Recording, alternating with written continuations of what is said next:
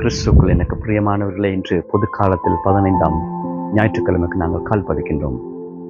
அன்பார்ந்தவர்களே, இன்று நாளில் இறை வார்த்தை உங்களை என்னை அழைத்து நிற்பது, இறைவனுடைய அன்பில் ஒரு நபர் நிலைத்திருக்கின்றார் என்று சொல்லுகின்ற பொழுது, அந்த நபருடைய வாழ்க்கை இயேசுவில் போல் இயேசுனுடைய குணங்கள், இயேசுனுடைய நடவடிக்கைகள் அந்த நபருடைய வாழ்க்கையில காணப்பட வேண்டும்.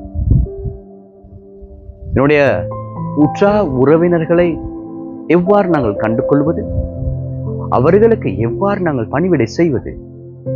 அப்படி நாங்கள் பணிவிடை செய்கின்ற பொழுது, என்னுடைய சகோதரனை என்னுடைய சகோதரியை நான் ஏற்றுக்கொள்ளுகின்ற பொழுது, உண்மையான எங்களுக்குள்ளே ஆழமான அந்த உறவு இறைவனோடு இருக்கின்றது.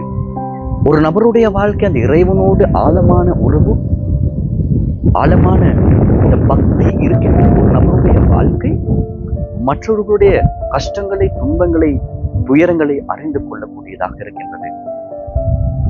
தன்னுடைய முழு உள்ளத்தோடும் இதயத்தோடும் ஆற்றலோடும் இறைவனுக்கு நாங்கள் பணிவிடை செய்கின்ற பொழுது, அந்த பணிவிடை செய்வதன் மூலம் இறைவன் உங்களையும் என்னையும் பல விதமான சவால்களோடு அனுப்புகின்ற எங்களை அவர் அனுப்புகின்ற நோக்கம் மற்றவர்களை ஏற்றுக்கொள்ள வேண்டும், மற்றவர்களோடு பகிர்ந்து வாழ வேண்டும், என்னுடைய சகோதர சகோதரிகளை ஏற்றுக்கொண்டு வாழ வேண்டும்.